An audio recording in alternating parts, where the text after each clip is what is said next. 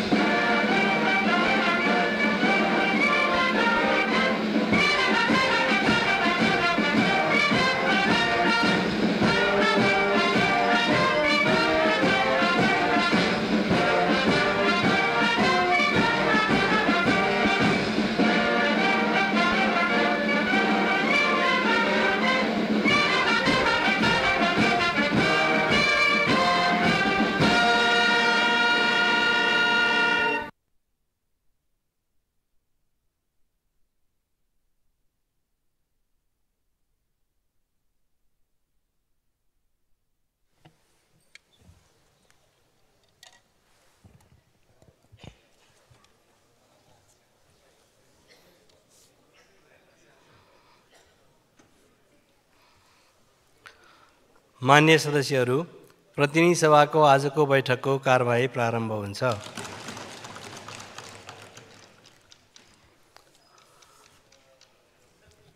मान्य सदस्यहरू, आज शून्य र विशेष समयको कार्यक्रम नरहेको व्यवहार जानकारी गराउँछु।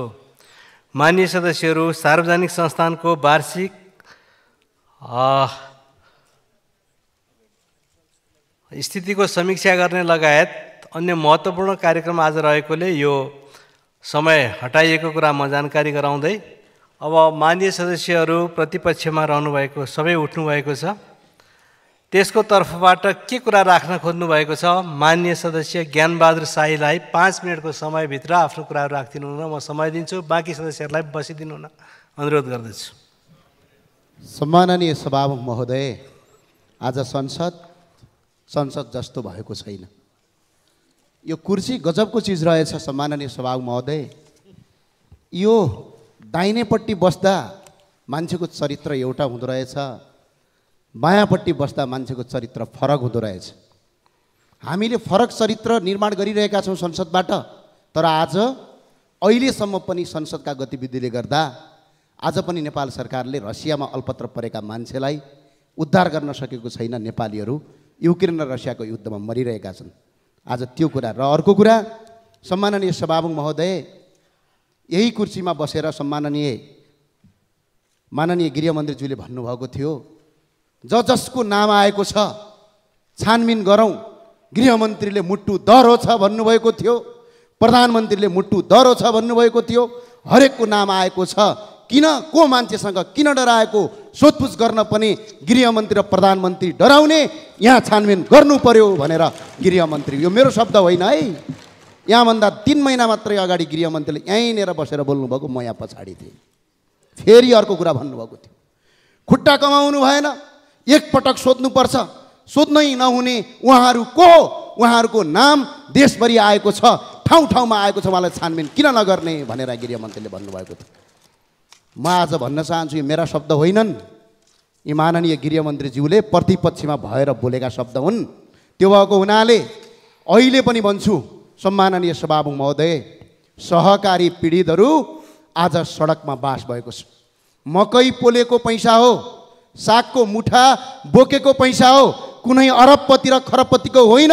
नेपाली जनतालाई मार्न पाउने अधिकार कसैको पनि छैन। सम्माननीय सभामुख महोदय, म आज क्वेसन गर्न चाहन्छु सरकार पक्षलाई। म अहिले फेरि भन्छु, माननीय गृहमन्त्रीज्यूको त्यही शब्दावली फिर्ता पठाउँदै भन्छु, मुट्टु छ कि छैन, डराएको हो, खुट्टा कमाएको हो, यो गृहमन्त्रीज्यूको अस्ति बोलेको कुरा फिर्ता पठाउँदै छानबिन समिति अब आवश्यक देखिन्छ। सम्माननीय सभामुख महोदय, यो संसदमा दुईटा कानुन छ कि एउटा कानुन छ? यदि कानुन दुईटा छ भने छिपछिपे सहकारीमा खाता खोले कि उहाँका ज्वाइँले लगेर गीता बस्नेतको कुरा गर्दैछु म यहाँ, छिपछिपे सहकारीमा उहाँको ज्वाइँले खाता खोल्नुहुन्छ, ज्वाइँले त्यो पैसा लगेर बर्दियाको कृष्णसार रेस्टुरेन्टमा लगानी गर्नुहुन्छ, गीता बस्नेत न सहकारीको सदस्य छ न त्यो कुनै पैसा लिने कुरामा तपाईँको उहाँले सिग्नेचर गर्नुभएको छ।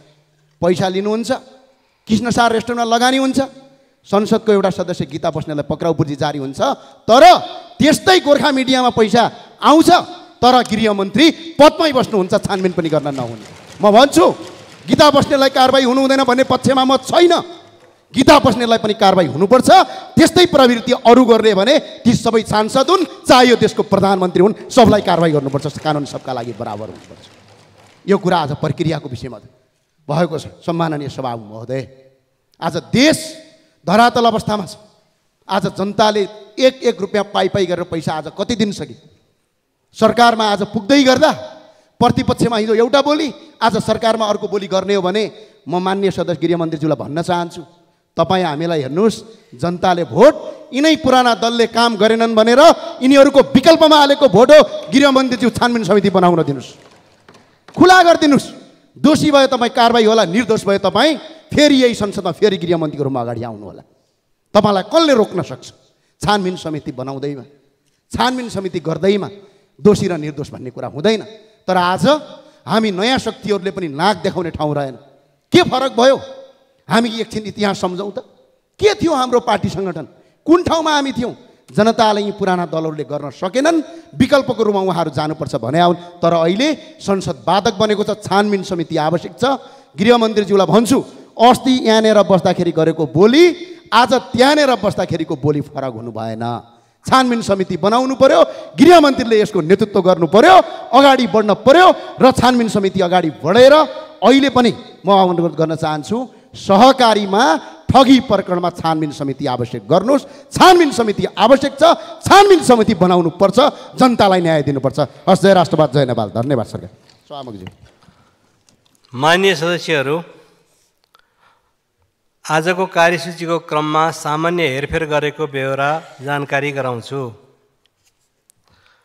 माननीय सदस्यहरू, अब माननीय अर्थमन्त्री वर्षमान पुनलाई आर्थिक वर्ष 2080-81 को आर्थिक सर्वेक्षण र सार्वजनिक संस्थानको वार्षिक स्थिति समीक्षा 2081 पेश गर्न अनुमति दिन्छु। माननीय सदस्यहरू, आसन ग्रहण गरौँ र आर्थिक सर्वेक्षण र सार्वजनिक संस्थानको वार्षिक स्थितिको समीक्षा प्रतिवेदन पेश गर्न मैले अनुमति दिएको छु। त्यसैले वातावरण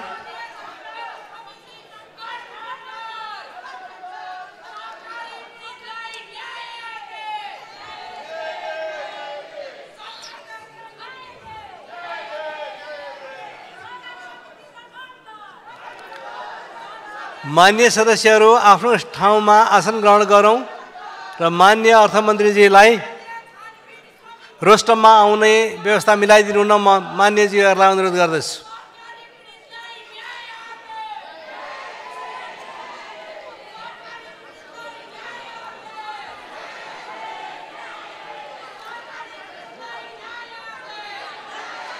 माननीय सदस्यहरू आफ्नो ठाउँमा आसन ग्रहण गरौँ। माननीय सदस्यहरू,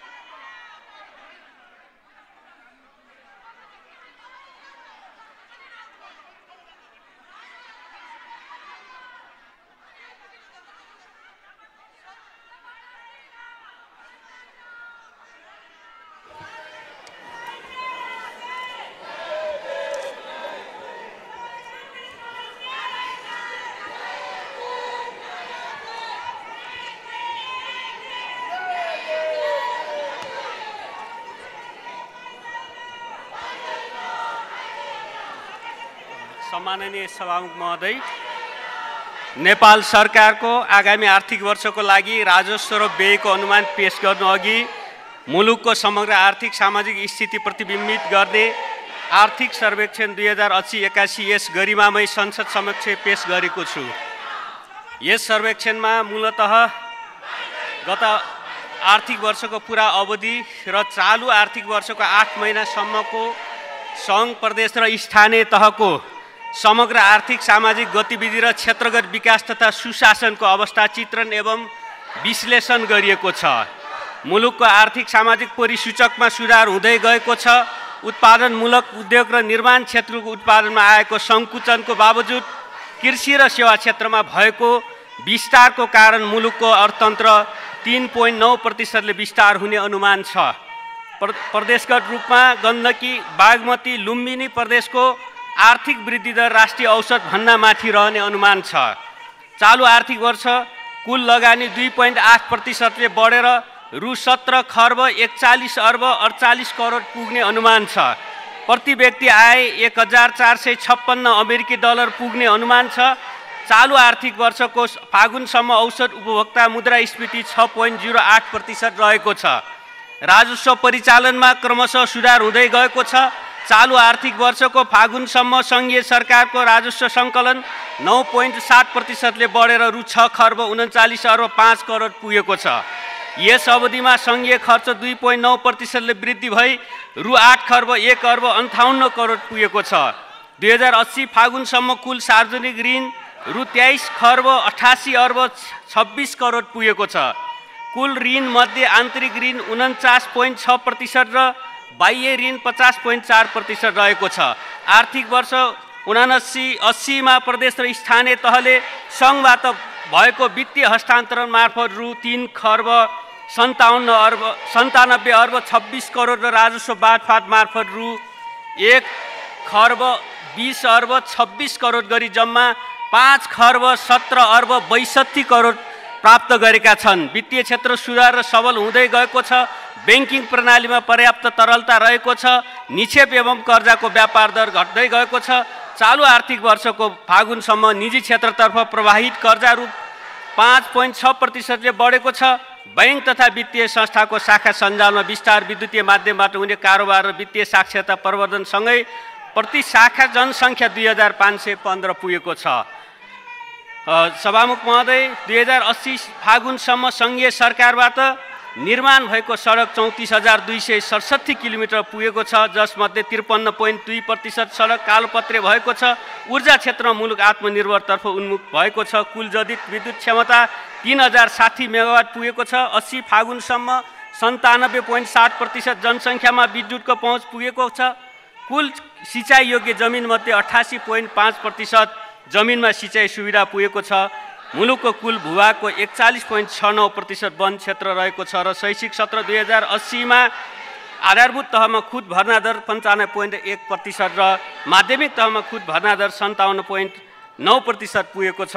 प्रति 1000 जीवित जन्म नवजात शिशु मृत्युदर 21 र 5 वर्ष मुनिका बालबालिकाको मृत्युदर 33 रहेको छ। 80 फागुनसम्म आधारभूत खानेपानी सेवाको पहुँच 96.75% र आधारभूत सरसफाइ सुविधाको पहुँच 95.5% जनसङ्ख्यामा पुगेको छ। औसत आयु 71.3 वर्ष पुगेको छ। निरपेक्ष गरिबीको रेखामुनि रहेको जनसङ्ख्या 20.27% रहेको छ। मानव विकास सूचकाङ्क 0.601 रहेको छ। सन् 2030 सम्मको दिगो विकास लक्ष्यको 41.4% उपलब्धि हासिल भएको छ। कानुन तथा नीति निर्माण तहमा महिलाको प्रतिनिधित्व बढ्दै गएको छ। 1/3 महिलाले सम्पत्तिको स्वामित्व प्राप्त गरेका छन्। महिलाको श्रम सहभागिता दर बढ्दै गएको छ। आर्थिक सामाजिक क्षेत्रमा प्राप्त उपलब्धिलाई संस्थागत एवं सुदृढ बनाउँदै लैजान सरकार अग्रसर रहेको छ। यस सर्वेक्षणले औँल्याएका विषयलाई सरकारले बजेट तथा कार्यक्रम र क्षेत्रगत नीति मार्फत सम्बोधन गर्दै जानेछ। सम्माननीय सभामुख महोदयको अनुमतिले अब 2080-81 को आर्थिक सर्वेक्षण र सार्वजनिक संस्थानको वार्षिक स्थिति समीक्षा 2081 पेश गर्दछु। धन्यवाद।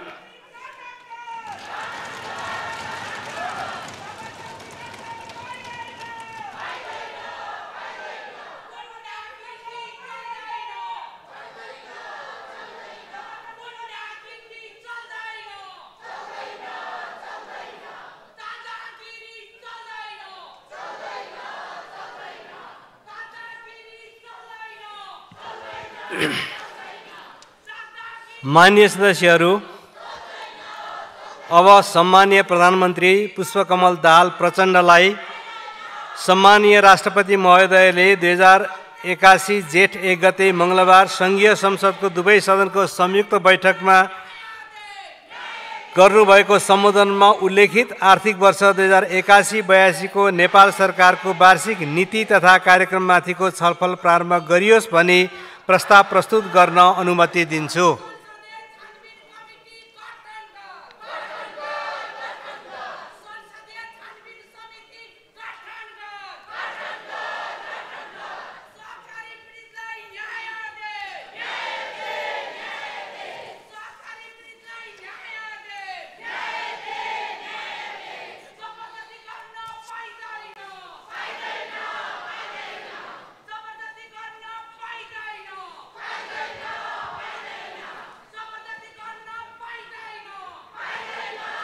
सम्मान्य सभामुख महोदयको अनुमतिले सम्माननीय राष्ट्रपतिले 81 जेठ 1 गते मङ्गलबार सङ्घीय संसदको दुवै सदनको संयुक्त बैठकमा गर्नुभएको सम्बोधनमा उल्लेखित आर्थिक वर्ष 81-82 को नेपाल सरकारको वार्षिक नीति तथा कार्यक्रममाथिको छलफल प्रारम्भ गरियोस् भनी प्रस्ताव प्रस्तुत गर्दछु।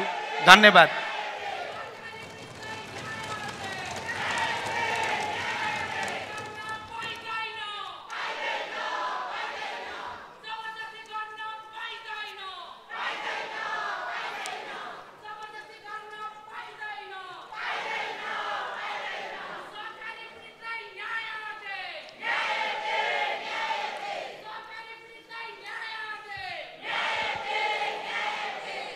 माननीय सदस्यहरू, आर्थिक वर्ष 2081-82 को लागि नेपाल सरकारको वार्षिक नीति तथा कार्यक्रमको विभिन्न बुँदाहरूमा 2 वटा संशोधनका सूचनाहरू प्राप्त हुन आएको बेहोरा जानकारी गराउँछु।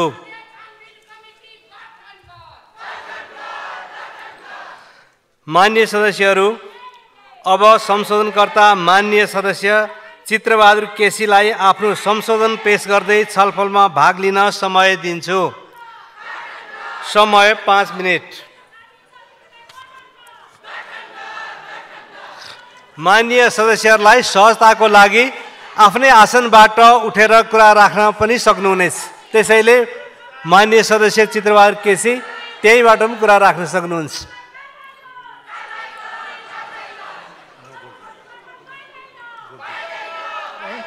ल, माननीय सदस्यलाई सभामुख महोदय, सहकारीमा ठगेर यत्रो चाहिँ बर्बाद मुलुकलाई पार्नेहरूलाई सत्ता पक्षले जोगाउन जुन खालको षड्यन्त्र गरिरहेको छ, यो लोकतन्त्रमाथिको तपाईँको चाहिँ आक्रमण हो, गणतन्त्रमाथिको आक्रमण हो। त्यस कारणले सत्ताधारीको यो जुन दुर्दशा छ, यसमा राष्ट्रिय जनमोर्चाले घोर विरोध गर्छ र यो नीति कार्यक्रमलाई समर्थन गर्दैन, विरोध गर्छ। धन्यवाद। अब माननीय सदस्यहरू, अर्को संशोधनकर्ता माननीय सदस्य प्रेम सुवाललाई आफ्नो संशोधन पेश गर्दै छलफलमा भाग लिन समय दिन्छु। समय 5 मिनेट।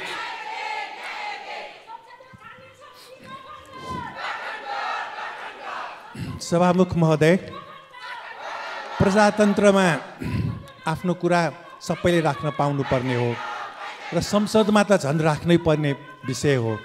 संसदमा प्रमुख प्रतिपक्षसँग समझदारी गरेर अगाडि बढाउन पाएको भए धेरै राम्रो हुने थियो र नीति कार्यक्रममा जति छलफल हुनुपर्ने हो त्यो नहुने देखियो र औपचारिकता मात्र पुरा गर्नु देश र जनताको हितमा हुने छैन र केही बुँदा हामीले नीति कार्यक्रममा समावेश गर्न संशोधन पेश गरेका छौँ। 2 नम्बर बुँदामा मानिसलाई शोषण गर्न नपाउने राजनीतिक र आर्थिक व्यवस्था बनाइनेछ थप्नको निम्ति संशोधन राखेको छु। 13 मा देशघाती सम्झौताहरू, सुगौली सन्धि, गोर्खा भर्ती, सन् 1950 को सन्धि, महाकाली सन्धि, फुकोट कर्णाली सन्धि, एमसीसी, बिमस्टेक, सौर्य गठबन्धन सम्झौता खारेज गरिनेछ लेख्नुपर्छ। बुँदा 14 मा मजदुर वर्गको सरकार गठन हुने समाजवादी व्यवस्थाको विषयलाई विद्यालय र विश्वविद्यालयको पाठ्यक्रममा राखी अध्ययन अध्यापन गराइनेछ लेख्नुपर्छ। बुँदा 15 र 28मा ठुल्ठुला भ्रष्टाचारी र मानव अधिकारको गम्भीर उल्लङ्घन गर्नेलाई मृत्युदण्ड दिने संविधान संशोधन गरिनेछ। बुँदा 16मा न्यायपालिका, संवैधानिक आयोग र सेना प्रहरी समेतको नेतृत्व सम्बन्धित क्षेत्रबाट निर्वाचन गराई छनौट गरिनेछ लेख्नुपर्छ। बुँदा 16मै नेपालीको विदेशमा सम्पत्ति राख्न नपाउने व्यक्तिको सम्पत्तिको सीमाङ्कन गरिनेछ लेख्नुपर्छ। बुँदा 17मा सहर केन्द्रित आन्दोलनबाट शासक दलहरूलाई सत्तामा पुर्याउने काम मात्रै भएको हुँदा जिल्ला जिल्लामा जनताको राजनीतिक चेतनामाथि उठाउन छलफल र गोष्ठी चलाइनेछ लेख्नुपर्छ। बुँदा 18मा युरोपमा 17औं शताब्दीमा पुँजीपति वर्गले सामन्तवाद विरुद्ध हतियार सहितको सेना प्रयोग गरी सत्ता कब्जा गरेको थियो। मजदुर वर्गले अब पुँजीपति वर्गकै शान्तिपूर्ण वा सशस्त्र उपायबाट सत्ता हातमा लिने बारे नयाँ पुस्तालाई अध्ययन गराइनेछ लेख्नुपर्छ।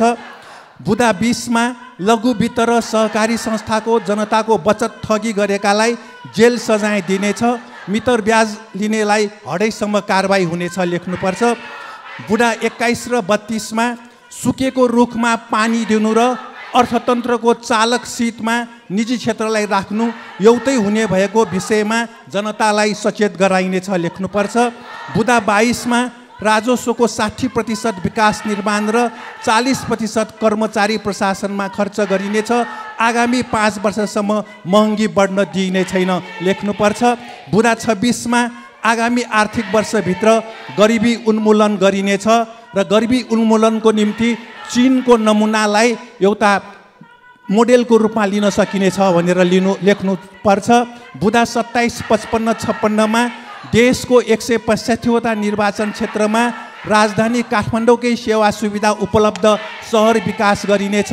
सङ्घीय राजधानीलाई पश्चिम नेपालको डाङ उपत्यकामा सारिनेछ लेख्नुपर्छ। बुँदा 29 र 30मा विकास निर्माणको काम जनताको उपभोक्ता समिति वा आम अमानतबाट गरिनेछ लेख्नुपर्छ। बुँदा 38मा दाल चामल तरकारी गेडागुडी अन्न स्वदेशमै उत्पादन गरी कृषिलाई आत्मनिर्भर बनाइनेछ लेख्नुपर्छ। बुँदा 43मा 60 वर्ष नागेका किसान र मजदुरलाई कर्मचारी सरह निवृत्ति भरणको व्यवस्था गरिनेछ लेख्नु जरुरी छ। बुँदा 57मा व्यक्तिको नाममा दर्ता गरिएका सरकारी जग्गा, कमल पोखरी, नदी किनारा, पर्ती जग्गा पुनः सरकारी स्वामित्वमा ल्याइनेछ लेख्नुपर्छ। बुँदा 60मा हरियो वन तस्करको धन बनाउनेहरूलाई सजाय दिइनेछ लेख्नुपर्छ। बुँदा 61मा चुरेको गिटी ढुङ्गा बालुवा र जङ्गलको दोहनमा रोक लगाई तराई मरुभूमिकरण हुन दिइने छैन लेख्नुपर्छ। बुँदा 65 र 70मा भक्तपुर, काठमाडौँ र ललितपुरका औद्योगिक क्षेत्रहरूलाई आगामी आवभित्र स्थानान्तरण गरिनेछ लेख्नुपर्छ। बुँदा 79मा भन्सार एजेन्टको लाइसेन्स भाडामा दिन नपाउने गरी भन्सारमा स्वयं उपस्थित भएर बायोमेट्रिक हाजिर गराइनेछ र एक एजेन्टले एक दिनमा गर्न पाउने कामको मात्रा निश्चित गरिनेछ लेख्नुपर्छ। दफा बुँदा 85मा औषधि व्यवस्था विभागलाई भन्सार र मालपोत कार्यालय जस्तै भ्रष्ट बनाउने महाप्रबन्धक लगायत अधिकारीहरूलाई जान मार्ने उद्योगमा सजाय दिइनेछ लेख्नु जरुरी छ। बुँदा 160मा काठमाडौँ उपत्यकाको पुरानो बस्तीमा 2032 सालको भूकम्पबाट क्षति भएका घर पुनर्निर्माण गर्न र अनुदान समेतको समय सकियो, थोरै बाँकी छ, आधा मिनट सभामुख महोदय। ब्याज सहुलियतको ब्याज दरको ऋण चालु राखिनेछ लेख्नुपर्छ। बुँदा 117मा गोर्खापत्र, नेपाल टेलिभिजन, रेडियो नेपाल, राससलाई शासक दलहरूको मुखपत्र बनाइने छैन लेख्नुपर्छ। बुँदा 128, 29 र 130मा काठमाडौँ उपत्यकाको खानेपानी स्रोतहरूलाई जलाधार क्षेत्र घोषणा गरी संरक्षणको जिम्मेवारी नेपाली सेनालाई दिइनेछ। भक्तपुरको बागेश्वरी र नगरकोटको जङ्गल संरक्षण गरी खानेपानीको मुहान भण्डारण बढाउन बाँड बनाइनेछ। धन्यवाद। मान्य सदस्यहरू, आर्थिक वर्ष 2081-82 को लागि नेपाल सरकारको वार्षिक नीति तथा कार्यक्रममाथि र सो उपर प्राप्त संशोधनमाथि छलफल गर्न आजै 1 घण्टाको समय निर्धारण गरिएको बेहोरा जानकारी गराउँछु। उक्त छलफलमा भाग लिनको लागि दलीय प्रतिनिधित्वको आधारमा नाम प्राप्त भएको छ। वक्ता मान्य सदस्यहरूले निर्धारित समयभित्र आफ्नो भनाइ राखिसक्नुहुन अनुरोध गर्दछु। सर्वप्रथम मान्य सदस्य विष्णु प्रसाद पौडेललाई छलफलमा भाग लिन समय दिन्छु। समय 17 मिनेट।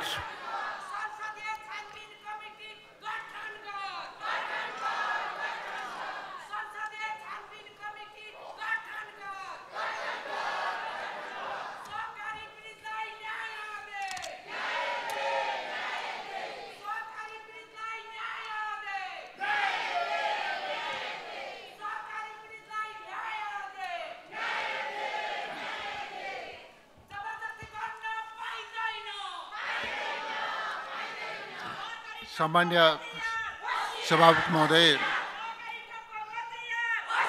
सम्मान्य राष्ट्रपतिले सङ्घीय संसदको दुवै सदनको संयुक्त बैठकलाई गर्नुभएको सम्बोधन मार्फत आर्थिक वर्ष 2081-82 का लागि अघि सारिएका नेपाल सरकारका नीति तथा कार्यक्रमहरूका सम्बन्धमा म आफ्नो तर्फबाट र आफ्नो दलको तर्फबाट विचार दृष्टिकोण राख्नका निम्ति यहाँ उपस्थित भएको छु। सबैभन्दा पहिला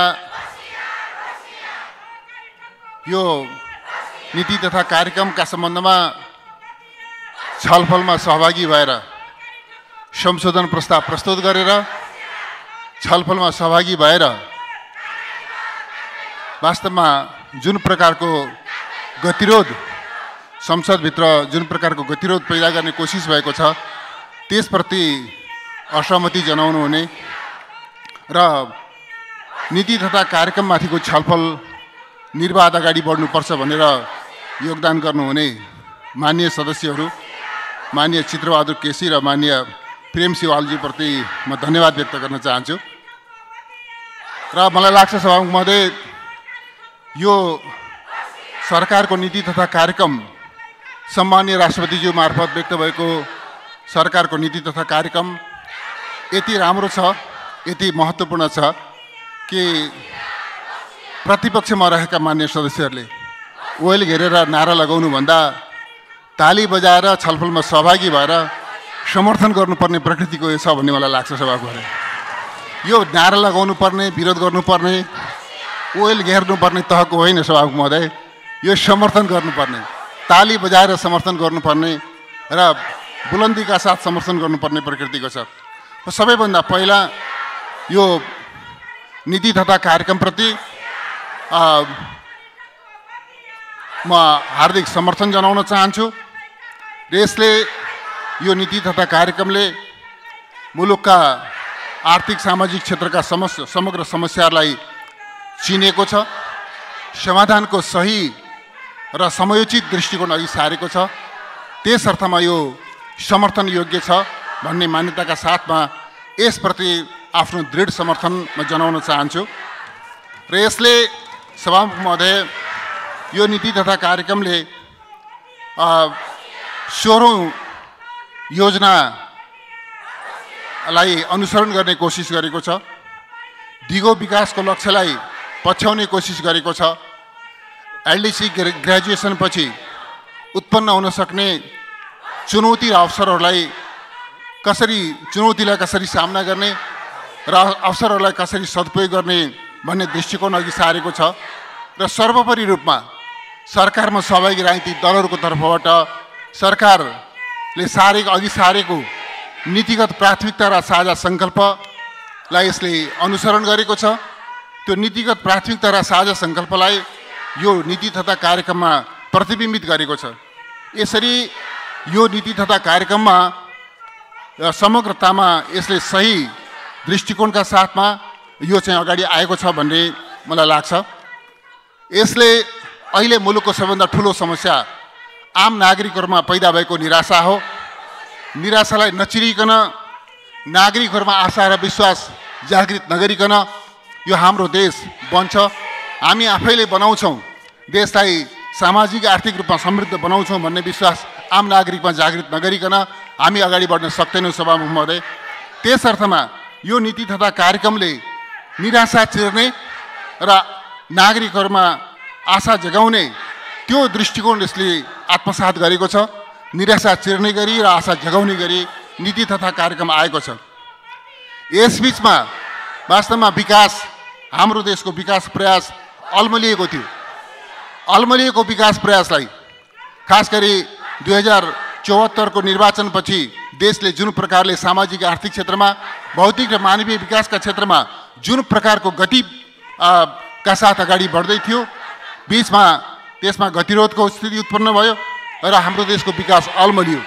यो नीति तथा कार्यक्रमले अल्मलिएको विकासलाई ट्र्याकमा ल्याउने र विकास प्रयासलाई अगाडि बढाउने सङ्कल्प गरेको छ र रोकिएको विकासलाई गति दिने दृष्टिकोण अवलम्बन गरेको छ। सभामुख महोदय, त्यसै गरी यसले हाम्रो देशको अर्थतन्त्र यति बेला मूर्छित अवस्थामा छ, शिथिल अवस्थामा छ र घस्रिएको अवस्थामा छ। अर्थतन्त्रलाई मूर्छित अवस्थाबाट नबिउजाएसम्म, यसको शिथिलतालाई अन्त्य नगरेसम्म र घस्रिएको अवस्थाबाट यसलाई गति पैदा नगरेसम्म हाम्रा समाजका समग्र समस्याहरूको समाधान हुन सक्दैन। त्यस कारणले यो नीति तथा कार्यक्रमले मूर्छित, शिथिल र घस्रिएको अवस्थामा रहेको अर्थतन्त्रलाई चलायमान बनाउने र देशका समग्र आर्थिक सामाजिक समस्याहरूलाई समाधान गर्ने दृष्टिकोण लिएको छ। त्यस अर्थमा पनि यो नीति तथा कार्यक्रम समर्थन योग्य छ भन्ने मेरो ठम्याइ हो सभामुख महोदय। र यसले समग्रतामा भौतिक विकास र मानवीय विकासका समग्र पक्षहरूमा ध्यान दिएको छ। यसले समृद्धि, विकास, भौतिक विकास र मानवीय विकासलाई केन्द्रभागमा राखेको छ। समृद्धि, सामाजिक न्यायलाई केन्द्रभागमा राखेको छ र समाजवाद हाम्रो गन्तव्य हो भन्ने कुरा यो नीति तथा कार्यक्रमले ठम्ब्याएको छ। समाजवादलाई हामीले नेपाली सन्दर्भमा समृद्ध नेपाल, सुखी नेपाली भन्दै आएका छौँ।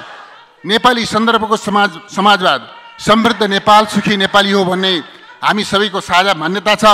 यस मान्यतामा कुनै एउटा दल मात्रै होइन, सबै राजनीतिक दलहरू र आम नागरिक पनि यो निष्कर्षसँग सहमत भएको मैले पाउँछु सभामुख महोदय। त्यसै गरिकन यस नीति तथा कार्यक्रमले पनि समृद्ध नेपाल, सुखी नेपालीको राष्ट्रिय आकाङ्क्षालाई केन्द्रभागमा राखेर त्यो आकाङ्क्षा पुरा गर्ने, त्यो सङ्कल्पका साथमा यो नीति कार्यक्रम आएको छ। यसले संविधान कार्यान्वयन गर्ने, संहितालाई सबलीकरण गर्ने, लोकतन्त्रलाई सुदृढ तुल्याउने दृष्टिकोण अवलम्बन गरेको छ।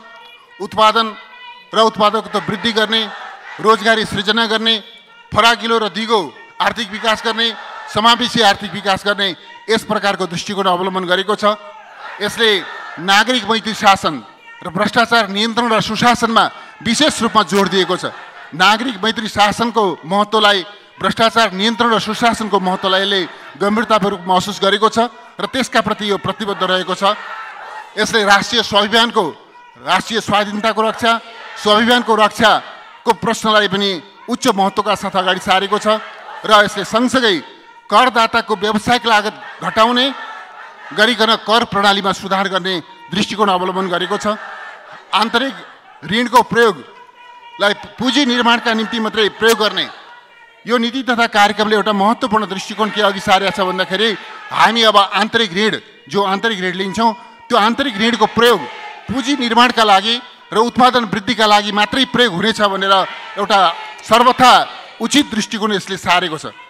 यसले बैंक, लघु वित्त, सहकारी, बिमा, पुँजी बजार क्षेत्रमा जे जस्ता समस्याहरू रहेका छन् ती समग्र समस्याहरूको समाधान गर्ने र सहकारी क्षेत्रको समस्या समाधान गर्नका निम्ति र सहकारी क्षेत्रलाई स्मुथली अगाडि बढाउनका निम्ति एउटा विशिष्टीकृत नियामक निकाय गठन गरेर यस क्षेत्रका समस्याहरूलाई स्थायी रूपमा समाधान गर्दै जाने एउटा सही र समयोचित दृष्टिकोण यसले अघि सारेको छ।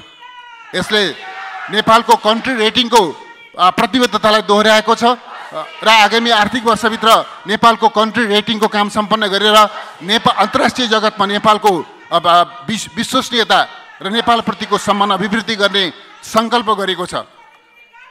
त्यसै गरी पहिचान भएका गरिबहरूलाई निःशुल्क बिमा प्रदान गर्ने सङ्कल्प गरेको छ। गरिबहरूलाई, गरिबीको रेखामुनिका नागरिकहरूलाई, पहिचान भएका गरिबीको रेखामुनिका नागरिकहरूलाई निःशुल्क बिमा गर्ने, स्वास्थ्य बिमा गर्ने दृष्टिकोण यसले अघि सारेको छ। यसले आन्तरिक उत्पादन वृद्धि गर्ने, आयात प्रतिस्थापन गर्ने, निर्यात वृद्धिका लागि खास गरिकन तीन तह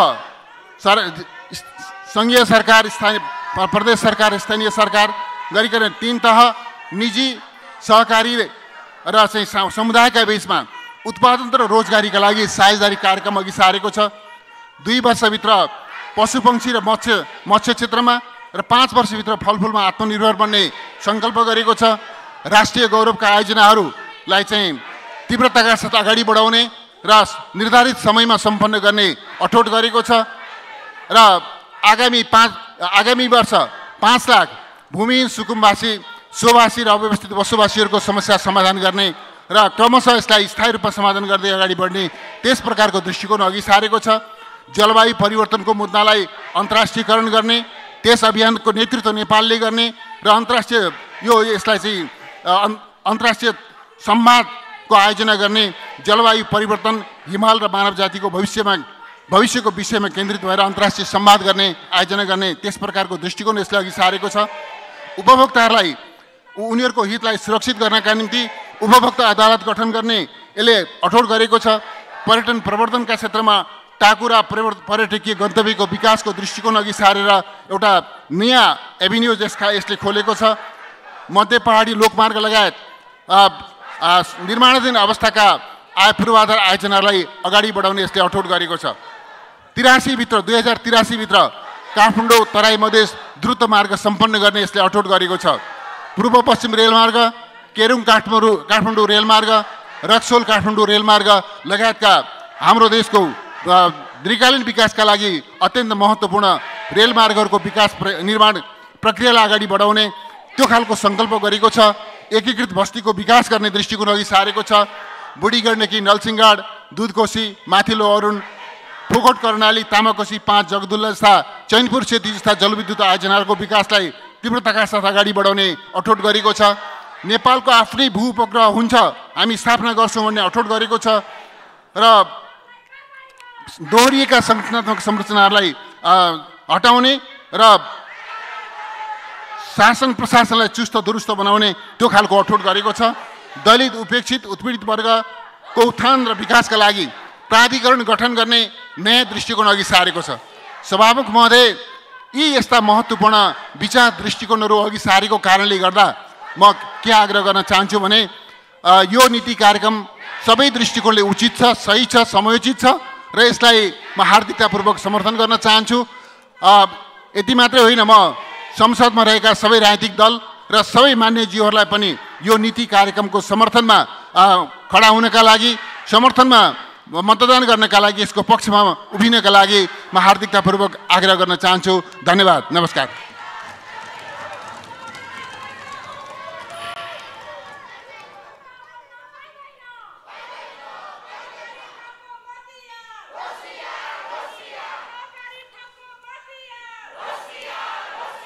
अब माननीय सदस्य श्री जनार्दन शर्मालाई म छलफलमा भाग लिन समय दिन्छु। समय 7 मिनेट।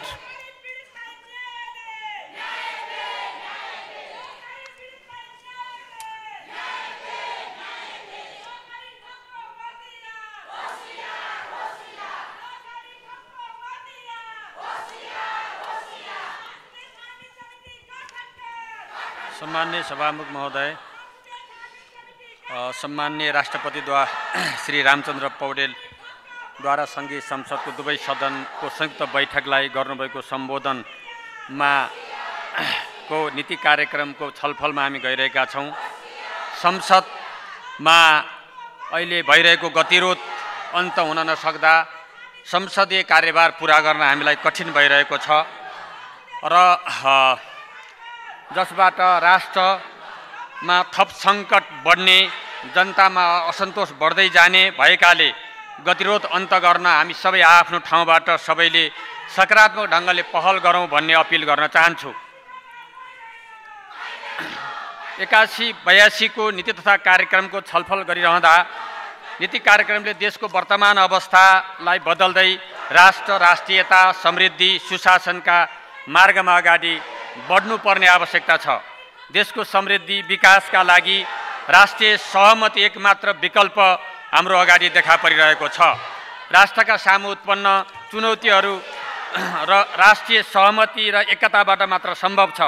सङ्घीय लोकतान्त्रिक गणतन्त्रको रक्षा र कार्यान्वयनको अवस्था गम्भीर बन्दै गएकोले सबैले गम्भीरतापूर्वक सोचौँ।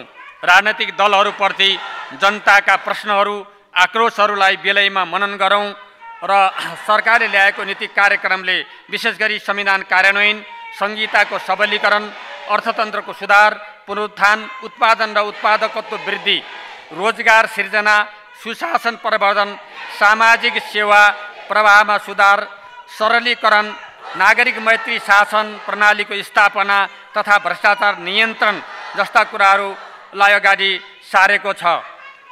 सुशासनलाई संस्थागत गर्न, विकास निर्माणलाई गति दिन र सेवा प्रवाहलाई सारभूत र आम जनताले अनुभूत गर्न सक्ने सुधार गर्न, शान्ति प्रक्रियालाई शीघ्र तार्किक निष्कर्षमा पुर्याउन तथा स्वतन्त्र र सन्तुलित परराष्ट्र नीति अवलम्बन गर्दै राष्ट्रिय हित, प्रतिष्ठा र राष्ट्रिय स्वाभिमानको रक्षा गर्न अगाडि सारिएका यी महत्त्वपूर्ण नीतिहरू यो पार्टी विशेषका भन्दा पनि आम नेपाली जनताको आवश्यकताका कुराहरू हुन् र हामी सबै राजनैतिक दलका साझा मुद्दाहरू हुन्। यी राजनैतिक दलका साझा मुद्दाहरूलाई हामीले आत्मसात गरेर एउटा सहमतिबाट देशलाई अगाडि बढाउने, सहमतिबाट मात्रै समृद्धिको एउटा बाटो खुल्नेछ। हामी सुशासन स्थापना गर्न सक्नेछौँ र जनताका आक्रोशहरूलाई, जनताका आवश्यकताहरूलाई हामी सम्बोधन गर्न सक्नेछौँ। अन्यथा देशमा ठुलो सङ्कट, राजनीतिक समस्या, चुनौतीहरू खडा भइरहेका छन्। यसलाई भोलि पश्चाताप गर्नुपर्ने अवस्था सिर्जना हुन सक्छ। फेरि पनि यो नीति कार्यक्रमले अगाडि सारेका महत्त्वपूर्ण यी 4 कुरा मैले बताएँ, यी 4 कुराहरूलाई सम्बोधन गर्न राष्ट्रिय सहमतिमा अगाडि बढ्न हार्ने अपिल गर्छु। धन्यवाद।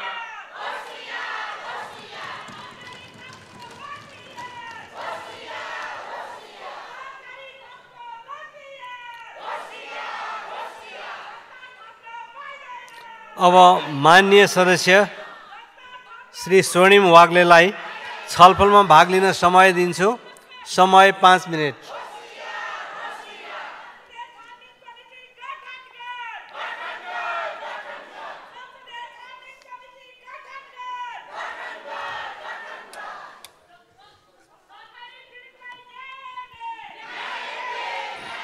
सम्माननीय सभामुख महोदय, यो असहज वातावरणमा यसरी गरिमामय संसदमा उपस्थित भएर बोल्न पर्ला जस्तो मलाई लागेको थिएन। 65 वर्ष अगाडि नेपाली लोकतान्त्रिक आन्दोलनका धरोहर, हामी सबैका प्रेरणा, मेरा त राजनीतिक आदर्श विश्वेश्वर प्रसाद कोइराला, बीपी कोइरालाले 65 वर्ष अगाडि स्थापित गर्नुभएको मानकलाई आज यो अवस्थामा पुर्याउनलाई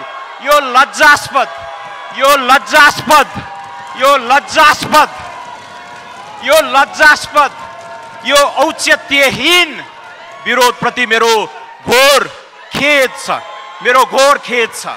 संसदको ओज, संसदको गरिमा, संसदको उपादेयतालाई असान्दर्भिक बनाउने यो कदमप्रति मेरो कोकी समाधान गर्ने हो। 74 लाख बचतकर्ताहरूको सहकारी मान्य सदस्य विषयमा केन्द्रित भएर आफ्नो अभिव्यक्ति दिनुहोस्। राखेर समाधान उन्मुख हुने हो कि व्यक्ति केन्द्रित भएर खराब नजिर बनाउनेतिर नै हो मूल मुद्दा। संसदीय छानबिन समावेश बनाउनको लागि सहमति भइसकेको छ। यो औचित्यहीन, यो कर्मकाण्डी विरोधको कुनै सान्दर्भिकता छैन। यहाँ टिओआरमा नेगोसिएसन चलिरहेको छ। टिओआरमा नेगोसिएसन चल्दै एउटा दुईटा शब्दमा गएर अड्केको छ। मैले यो औचित्यहीन कर्मकाण्डको लागि म खेद प्रकट गर्न चाहन्छु। 100 दिन अगाडि मान्य सदस्य आफ्नो विषय केन्द्रित भएको छ। अनुरोध गर्छु। यहाँ सम्माननीय प्रधानमन्त्री पुष्पकमल दाहालले पहिलोपटक विश्वासको मत माग्दै गर्दाखेरि हामीले जे धारणा राखेका थियौँ त्यो धारणा यथावत नै छ। त्यसको निरन्तरताका स्वरूप यो लोकतान्त्रिक संस्कार धर्मराएको बेला, यहाँ स्थिति बरालिएको बेला, नजिरहरू बिग्रेको बेलामा हामीले जे कुराहरू राखेका थियौँ त्यसको सान्दर्भिकता परिवर्तन भएको छैन। त्यसैले त्यो सैद्धान्तिक आधारहरू यथावत नै छन्। त्यही चक्रका क्रममा नीति तथा कार्यक्रम आएको छ। क्रमिक सुधारहरूको विचारावरण भएको छ।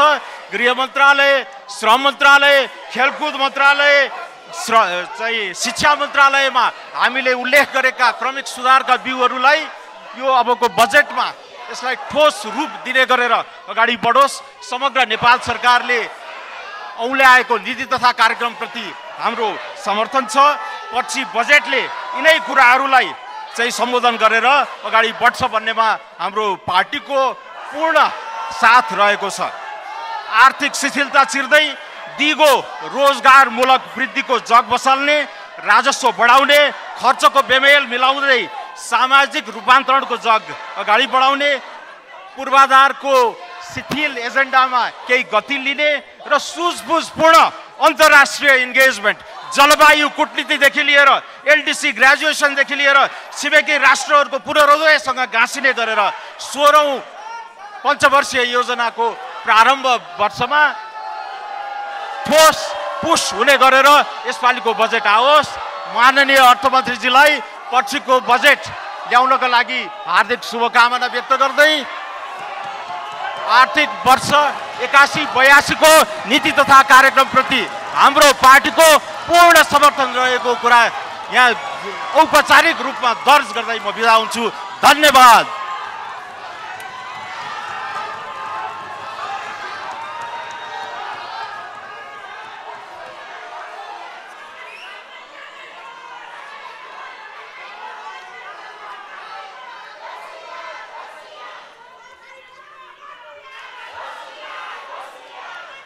माननीय सदस्य वीरेन्द्र प्रसाद महतोलाई उक्त छलफलमा भाग लिन समय दिन्छु। समय 3 मिनेट।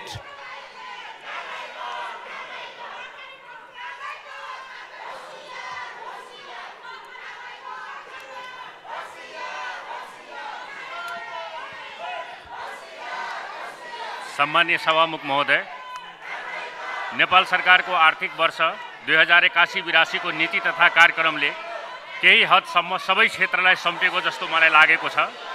नीति तथा कार्यक्रममा संविधान कार्यान्वयन, संघीयताको सबलीकरण, अर्थतन्त्रको सुधार, उत्पादन र उत्पादकत्व वृद्धि, रोजगारी सृजना, सुशासन, सार्वजनिक सेवामा प्रवाह सुधार तथा भ्रष्टाचार नियन्त्रण लगायतका विषयहरू प्राथमिकतामा राखेको देखिन्छ। साथै सरकारको नीति तथा कार्यक्रममा आर्थिक समृद्धिको आधार तय गर्ने लक्ष्य लिएको छ र आर्थिक समृद्धिका आधारहरू स्तम्भहरू पनि प्रस्तुत गरेको हुँदा समग्र नीति तथा कार्यक्रम राम्रो देखिन्छन्। तर विगतमा जस्तै कार्यक्रमहरूको कार्यान्वयन पक्ष कमजोर नहोस् भन्ने अपेक्षा गर्दछु। देशको गम्भीर आर्थिक सङ्कट तथा यसले नेपाली जनजीवनमा सृजना गरेको जर्जर तनावपूर्ण अवस्थाको महसुस गरेका छौँ। परिस्थिति नजिकबाट निहाल्दा बुझ्दा अत्यन्त कठिन र संवेदनशील छ भन्ने देखिन्छ। तर यो नीति र कार्यक्रम आजको गम्भीर अवस्थाप्रति कतिको उत्तरदायित्व बन्न सक्यो, आर्थिक सङ्कटको यस ऐतिहासिक क्षणमा कतिको जिम्मेवार बन्न सक्यो र उक्त सङ्कटको समाधानका लागि सरकारको उच्च प्राथमिकताको विषय बन्न सक्यो कि सकेन भन्ने प्रश्न महत्त्वपूर्ण छ। हाम्रो देशको बाह्य सूचकहरू fix reserve, balance of payment, trade डिफिसिटमा केही सुधार देखिए तापनि आयातमा गरिएको नियन्त्रणबाट सृजना गरिएको परिस्थिति सुधार हो। तर अर्थतन्त्रको भित्र पाटोलाई हेर्दा, उद्योग धन्दा कल कारखाना बन्द हुँदै गरेको स्थिति हेर्दा, राज्य सङ्कलनमा देखिएको चुनौती र ग्यापलाई हेर्दा, लाखौँको सङ्ख्यामा काम गर्ने युवा शक्तिको प्लान भएको हेर्दा, ब्याङ्किङ प्रणालीमा देखिएका समस्याहरू हेर्दा, एफडिआईको अवस्था तथा पुँजी निर्माण गर्ने नेप्सको स्थिति हेर्दा साँच्चीकै नै नेपाली जनजीवन दिन प्रतिदिन अझ बढी कष्टकर भयावह अवस्थामा गुज्रिरहेको अनुभव हुन गएको छ। राजस्व र चालु खर्चको बढ्दो ग्याप झन् डरलाग्दो बढ्दै गएको देखिन्छन्। सरकारको अपरेटिङ खर्च धान्नलाई पनि सरकारका राजस्व सङ्कलनले नपुगेर आर्थिक तथा बाहिर बोरिङ गर्ने अवस्थामा छ। राजस्व सङ्कलन र खर्चको ग्याप यसरी नै बढ्ने गयो भने बजेट डिफिसिटको आर्थिक वर्षको अन्तमा करिब 400 अरबको हाराहारी पुग्ने देखिन्छ। सरकार मात्र होइन, यो पुरा सङ्घीय सदनको आजको मुख्य प्राथमिकता भनेको देशमा उत्पन्न बेरोजगारी, विदेश पलायन, व्यापार व्यवसाय ठप भएको अवस्था र त्यसमा सुधार ल्याउनको लागि ठोस नीति कार्यक्रम तत्काल एक्सन प्लान सहित अघि बढ्नुपर्ने अवस्था देखिन्छन्। वार्षिक रूपमा करिब 1200-1300 अर्ब भित्रिन आएको रेमिटेन्सको पैसालाई क्यापिटल क्रिएट गर्ने नयाँ पूर्वाधार निर्माण गरी प्राइभेट पब्लिक पार्टनरसिपको मोडलमा गेम चेन्जिङ प्रोजेक्टहरूलाई निर्माण गर्न सकिन्छन्। रेमिटेन्स भित्राउने पैसालाई लगानी गरेर आइपिओ मार्फत लगानीकर्ताहरूलाई अझ बढी प्रतिफल दिन जरुरी छ। पर्यटक प्रबन्धन, कृषि क्षेत्रमा लगानी, सूचना प्रविधि र बेरोजगारीमूलक क्षेत्र ध्यान आकर्षण गर्नुपर्ने स्थिति देखिन्छन्। नेपाल सरकारको मन्त्रालयहरूबीच एक आपसमा समन्वयता समस्या रहेको, वन विन्डो प्रणाली नरहेको, कार्यालय नै महिनैसम्म फाइल हातमा बोकेर दौड्नुपर्ने अवस्था अझै विद्यमान रहेको, त्यसर्थ डिजिटल प्रणाली प्रयोग गरी एउटा कामलाई एउटै मन्त्रालयबाट सहजीकरण गरी वन विन्डो प्रणाली कामहरू सम्पन्न गर्नुपर्ने व्यवस्था गर्नुपर्ने छ। एउटा सरकारको अर्को सरकारले अपनत्व नलिने, नयाँ सरकारले कार्बनतिर भन्दा पनि अप्ठ्यारो सिर्जना गरेको, असजिलो बनाउने, शङ्काको दृष्टिकोणले हेर्ने, समर्थन नगर्ने जस्ता कारणले निर्णय गर्ने काम टुङ्गोमा पुर्याउने कुरामा चुनौती देखिन्छ। शिक्षा तथा स्वास्थ्यलाई उच्च प्राथमिकतामा राखी देश बाहिर उच्च शिक्षा हासिल गर्न जाने युवाहरूका लागि स्वदेशमा नै गुणस्तरीय शिक्षा तथा स्वास्थ्यका पूर्वाधारहरू निर्माण गर्नुपर्नेमा सरकार अग्रसर हुनुपर्ने देखिन्छन्।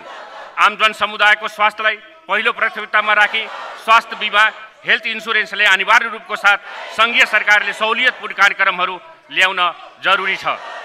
कृषि तथा पर्यटन क्षेत्रमा अहिलेको आत्मनिर्भरता अर्थतन्त्र निर्माणको एउटा अपरिहार्य क्षेत्र भएको हुँदा कृषि क्षेत्रको अधिकरणका लागि बढाउनु पर्ने देखिन्छन्।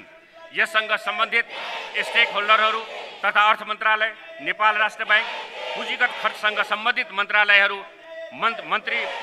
प्रधानमन्त्री कार्यालयबाट जति सक्दो चाँडो समन्वय र निकास निकाल्न जरुरी छ। धन्यवाद।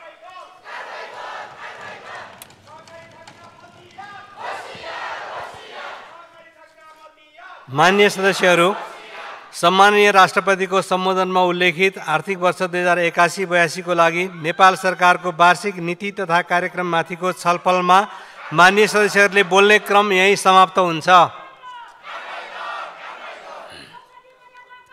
माननीय सदस्यहरू, अब सम्माननीय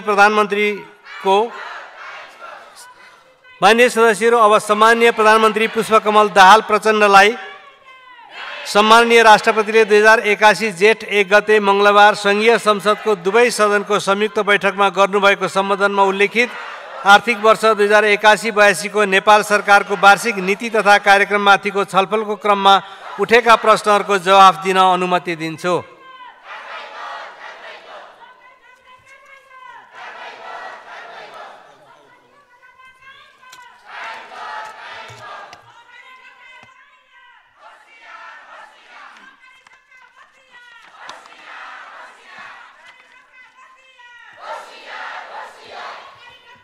सम्मान्य सभामुख महोदय, गत साल सरकारको नीति कार्यक्रम बारे छलफलमा उठेका प्रश्नहरूको उत्तर दिने क्रममा मैले अर्को सालदेखि नीति कार्यक्रमका विषयमा र बजेटका सिद्धान्त र प्राथमिकताका विषयमा पर्याप्त समय लिएर छलफल गर्ने र परिमार्जनको एउटा नयाँ प्रक्रिया सुरु गर्ने प्रतिबद्धता व्यक्त गरेको थिएँ। आज 1 वर्षपछि फेरि अर्को नीति कार्यक्रमबारे छलफल गर्दै गर्दा सदन अवरोधको जो स्थितिको बिचमा मैले सदनमा उठेका प्रश्नहरूको जवाब दिनु परेको छ, मलाई बडो नमिठो पनि लागेको छ, बडो दुःखको पनि महसुस भएको छ। र म के भन्न चाहन्छु भने हामीले यो स्थितिको अन्त्य गर्नै पर्दछ।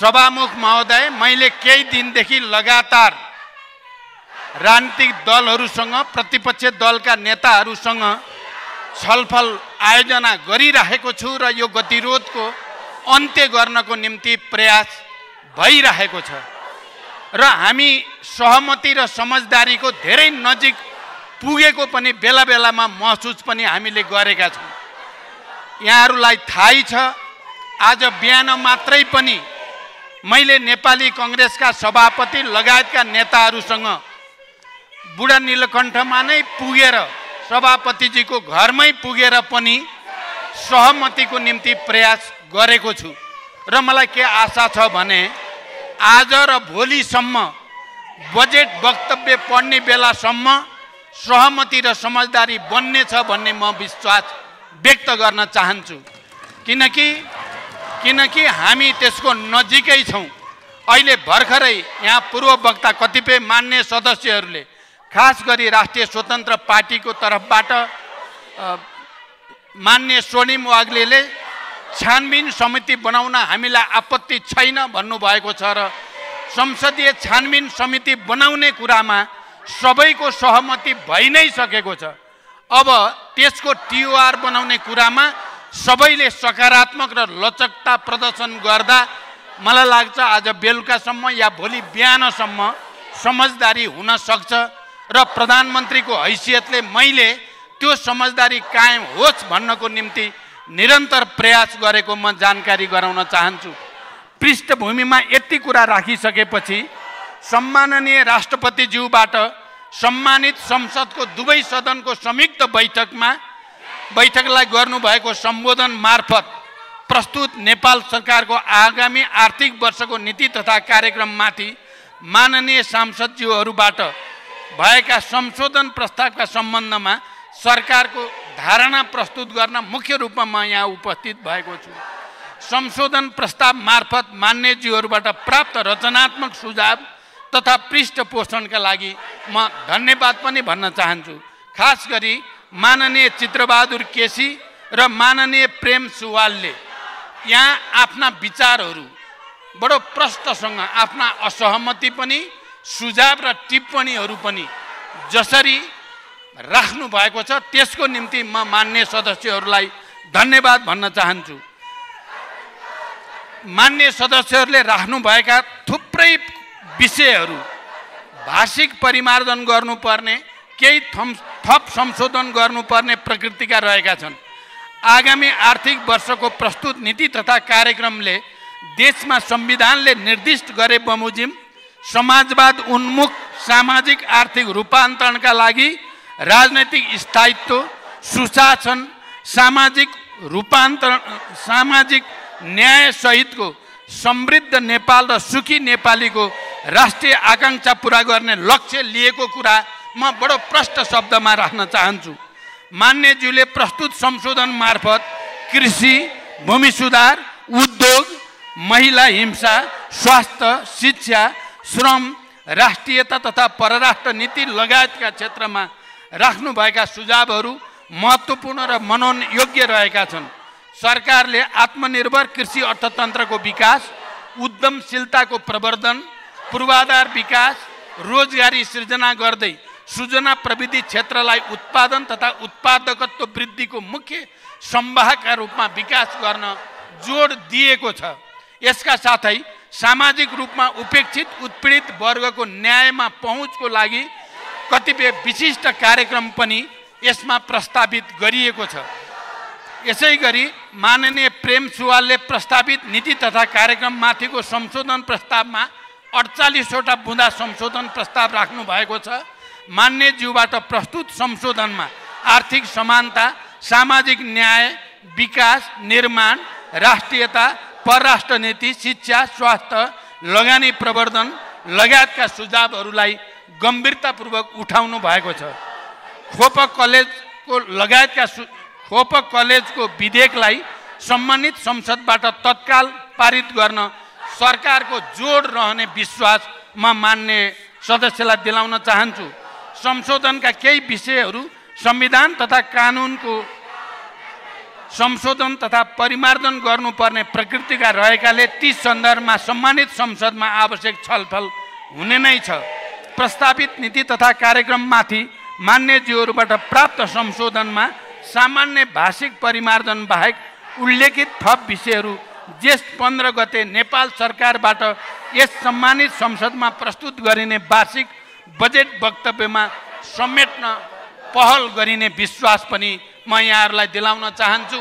र फेरि एकचोटि हामीले यो सदनलाई राष्ट्रिय मुद्दामा छलफल बहस गर्ने लोकतान्त्रिक विधि प्रणालीलाई सुदृढ गर्ने र हामीले आफ्ना लोकतान्त्रिक मान्यताहरूलाई अवलम्बन गर्ने थलोको रूपमा विकास गर्न र अहिले देखा परेको गतिरोधलाई छिटोभन्दा छिटो अन्त्य गर्न सबैसँग अपिल गर्दै म बिदा हुन्छु। धन्यवाद। अभिवादन। सम्माननीय प्रधानमन्त्रीलाई स्पष्टीकरणको जवाफ दिनको लागि केही समय रोस्टममै बसिदिनु हुन अनुरोध गर्दछु। माननीय सदस्यहरू, अब सम्माननीय प्रधानमन्त्रीको उक्त जवाफका सम्बन्धमा स्पष्टीकरण माग गर्न चाहनुहुने माननीय सदस्यहरूलाई समय दिन्छु। आर्थिक वर्ष 2081-82 को नेपाल सरकारको वार्षिक नीति तथा कार्यक्रममाथि संशोधन प्रस्तुत गर्दै छलफलमा भाग लिनुभएका र संशोधन प्रस्तुत नगरी छलफलमा भाग लिनुभएका माननीय सदस्यहरूले मात्र स्पष्टीकरणमा माग गर्न सक्नुहुने बेहोरा जानकारी गराउँछु। माननीय सदस्यहरू, स्पष्टीकरण माग गर्न चाहनुहुने माननीय सदस्यहरूले आफ्नो नाम सजिलोको लागि सभामुखको डायसँगै बसेका सचिवालयका कर्मचारीहरूलाई 3 मिनेटभित्र उपलब्ध गराइदिनु हुन अनुरोध गर्छु। स्पष्टीकरण माग गर्न चाहनुहुने माननीय सदस्यहरूलाई 1 मिनेटको समय निर्धारण गरेको छु। निर्धारित समयभित्र माननीय सदस्यहरूले आफ्नो स्पष्टीकरण माग गर्न म अनुरोध गर्दछु।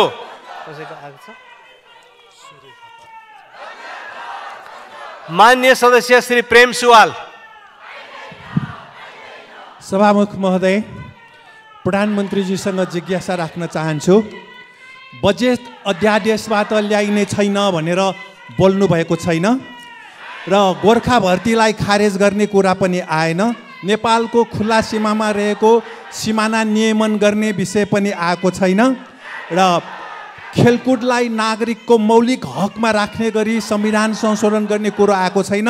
नेपालीलाई स्वदेशमा रोजगारी दिने र वैदेशिक रोजगारीमा नपठाउने। नेपाल त्यति चिसो छैन, खाडीको गर्मीमा जानु पर्दैन हामी। र साथसाथै विद्यालय शिक्षा निःशुल्क र अनिवार्य तथा विश्वविद्यालय शिक्षा निःशुल्कको कुरा आएको छैन। खोप कलेज होइन प्रधानमन्त्रीज्यू, खोप विश्वविद्यालयको विधेयक भक्तपुर नगरपालिकाले सञ्चालन गर्ने हो। यसलाई शुद्धाशुद्धि गर्नु जरुरी छ।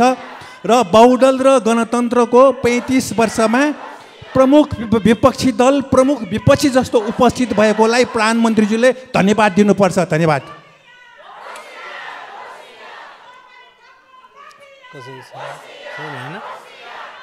माननीय सदस्यहरू, अब सम्माननीय प्रधानमन्त्री पुष्पकमल दाहाल प्रचण्डलाई उक्त स्पष्टीकरणको क्रममा उठेका प्रश्नहरूको सम्बन्धमा स्पष्ट पार्न अनुमति दिन्छु। माननीय सदस्य प्रेम सुवालले उठाएका कयौँ विषयको बारेमा त अघि भर्खरै मैले स्पष्ट पारेको छु। खोप कलेजको बारेमा पनि मैले मान्य सदस्यको कन्सर्नलाई मैले सम्बोधन गरेको छु। अन्य विषय जे मान्य सदस्यले अहिले उठाउनु भएको छ त्यसमा सरकारको गम्भीर ध्यानाकर्षण भएको कुरा म स्पष्ट गर्न चाहन्छु। धन्यवाद।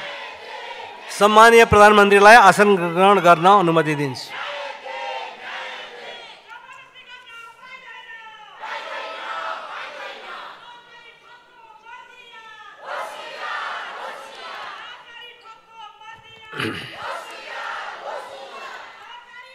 माननीय सदस्यहरू, आर्थिक वर्ष 2081-82 को लागि नेपाल सरकारको वार्षिक नीति तथा कार्यक्रममाथिको छलफल यही समाप्त हुन्छ।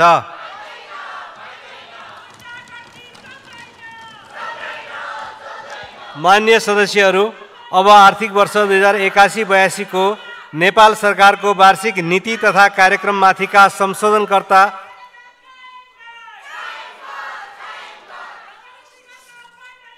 संशोधनकर्ता माननीय सदस्य चित्रबहादुर केसीलाई आफ्नो संशोधन फिर्ता लिन चाहनुहुन्छ भने म समय दिन्छु।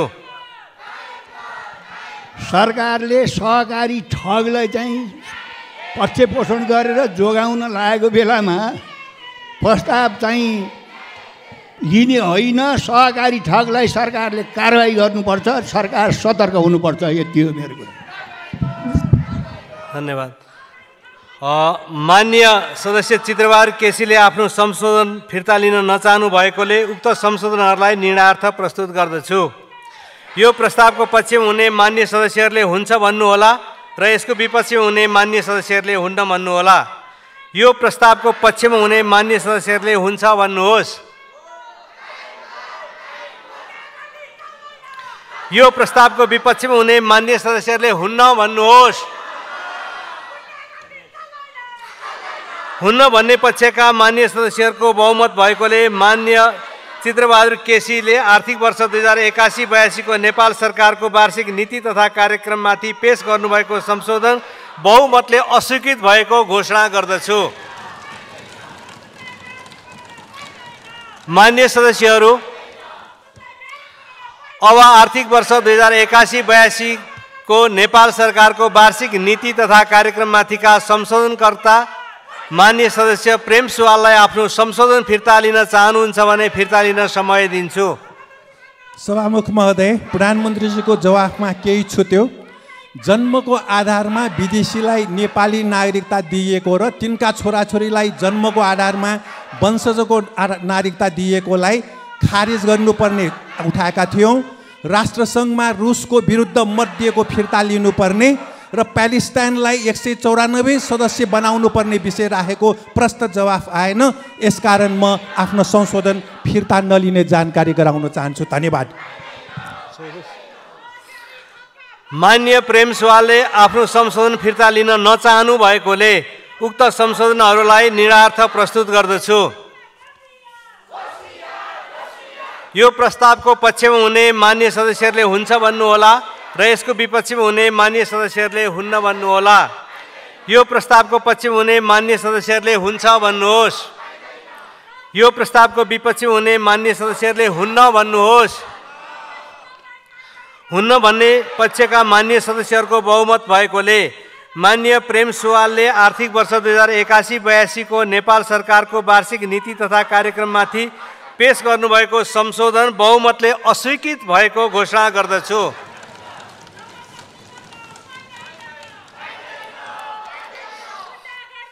मान्य सदस्यहरू, अब सम्माननीय राष्ट्रपतिले 2081 जेष्ठ 1 गते मङ्गलबार सङ्घीय संसदको दुवै सदनको संयुक्त बैठकमा गर्नुभएको सम्बोधनमा उल्लेखित आर्थिक वर्ष 2081-82 को नेपाल सरकारको वार्षिक नीति तथा कार्यक्रमलाई निर्णार्थ म प्रस्तुत गर्दछु।